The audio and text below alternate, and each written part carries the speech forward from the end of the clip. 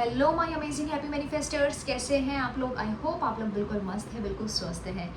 आज हम बात करने वाले हैं लेट गो के ऊपर। लेट गो जो टॉपिक है बहुत ही इम्पॉर्टेंट है, ये जानना बहुत ज़रूरी है। कौन सी टेक्निक को किस टाइम पर करना है, कौन सी टेक्निक को कितने टाइम तक करना है, ये सारी चीज़ों की जानकारी आपको होनी चाहिए। बहुत सारे लोग पूछते हैं लेट गो पर क्या करना चाहिए, कब हमें लेट गो करना चाहिए हमारी चीज़ों को, कब हमें विशेष को लेट गो कर देना चाहिए। तो लेट गो को समझना बहुत ज़रूरी है।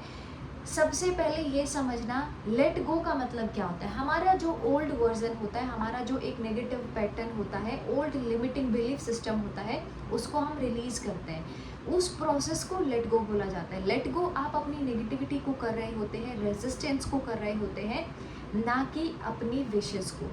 क्योंकि होता क्या है, 21 डेज आपने कोई भी प्रैक्टिस को किया, कोई भी टेक्निक आपने की, फॉर एग्जांपल आपने 555 किया, कोई भी स्क्रिप्टिंग टेक्निक की, उसके बाद में जब आपको दिख रहा होता है कि कोई भी मूवमेंट नहीं हो रहा है, जब इंसान को मूवमेंट दिखाई देता है तो वो बहुत ही ज़्यादा मोटिवेटेड रहता है।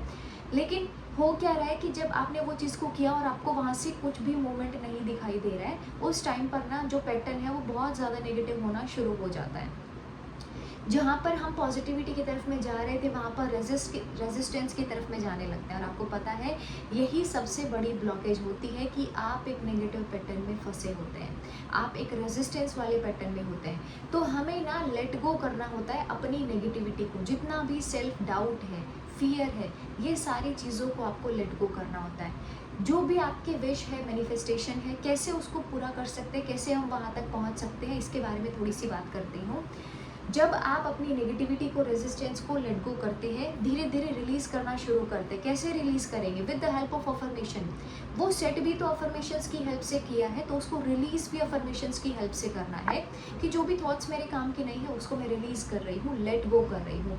जो नेगेटिव पैटर्न मुझे फ़ायदा नहीं देता है, आपको होता है ना, मतलब आपको घर रेनोवेट करना है, घर खराब हो गया है, वाइट वॉश कराना है टाइम टू टाइम, कपड़े फट गए हैं या पुराने हो गए तो हमें चेंज करना है, हमें अपना मोबाइल चेंज करना है ना। बहुत सारी चीज़ें हम देखते हैं, मैनिफेस्ट करना है, हाउस मैनिफेस्ट किया है, फ़ोन मैनिफेस्ट किया है, क्या है ये?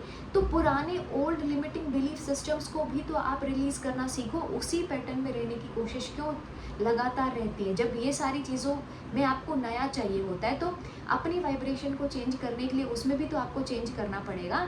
उसी प्रोसेस को लेट गो बोल दिया जाता है। तो जब आप नेगेटिविटी को, सेल्फ डाउट्स को, फियर को लेट गो करते हो, छोड़ने लगते हो, तो मतलब आप रिसेप्टिव हो गए हो मिरेकल्स के लिए। आप रिसेप्टिव हो गए हो कि पॉजिटिव एनर्जी आपकी लाइफ में थोड़ा सा चेंजेस लेकर आए, पॉजिटिव एनर्जी आपकी वाइब्रेशन को बहुत अमेजिंग बनाए। और आपको पता है कि एक बार जब वाइब्रेशन पर काम कर लिया तो मैनिफेस्टेशन का बहुत कुछ बड़ा नहीं रह जाता है, चीज़ें ऑटोमेटिक होने लगती है। जब आप खुद के साथ में अलाइन होते हैं, यूनिवर्स के साथ में अलाइन होते हैं, तो चीज़ें आपकी लाइफ में ऑटोमेटिक हो रही होती हैं।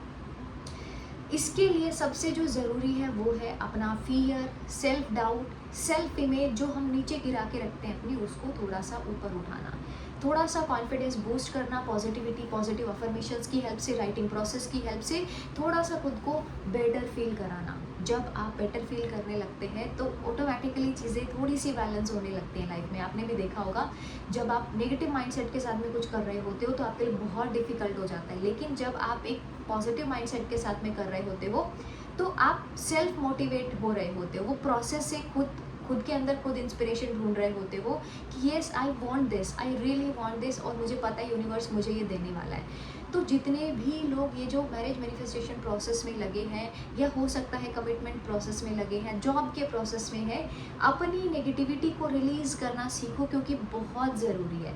जैसा हम रिनोवेशन की बात करते हैं लाइफ के अदर एरियाज़ में, ऐसा ही रिनोवेशन की बात यहाँ पर भी होनी चाहिए, ठीक है। जैसा रिनोवेशन की बात चल रही होती है कि बेटर मिले, बेस्ट मिले, पहले वाले से बहुत अच्छा हो, ओल्ड से जो न्यू वर्जन है वो बहुत अच्छा हो, उस अकॉर्डिंग में सब आप डिज़ाइन कर रहे होते हो। तो यहाँ पर अपने थॉट से डिज़ाइन करना सीखो।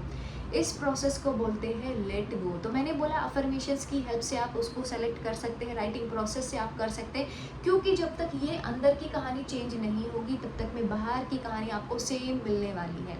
अंदर का पैटर्न जब तक वाइट वॉश नहीं होगा, जब तक चीज़ें नहीं क्लीन होंगी, हील होंगी। हील क्या होता है? हीलिंग तो डे 1 से स्टार्ट हो जाती है। जिस मोमेंट आपने सोचा ना, I really want to do something in my life, I really want to have beautiful amazing life, तब से हीलिंग स्टार्ट हो जाती है। लेकिन आप वो भी नहीं एक कंसिस्टेंट वे में करने की सोचते हो। इसीलिए मैंने कुछ टाइम पहले वीडियो जो डाली थी एक सक्सेस स्टोरी की, मैंने बोला भी था 5% लोग आगे ये फर्दर इस जर्नी में मूव फॉरवर्ड करते हैं और बाकी के लोग पीछे रह जाते हैं। उसका रीज़न यही है, क्योंकि एक काम को कंसिस्टेंसी के साथ में कर रहे हो, अच्छा नहीं लग रहा तो भी कर रहे हो, तभी वो आप उस वाइब्रेशन में सेट होते हो।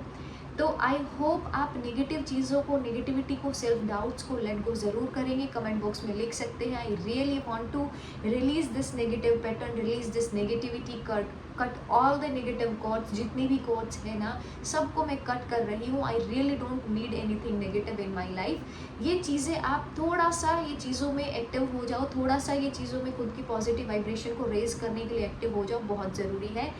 वीडियो अच्छी लगी है तो वीडियो को लाइक ज़रूर करना। Thank you so much for watching this video. I love you all.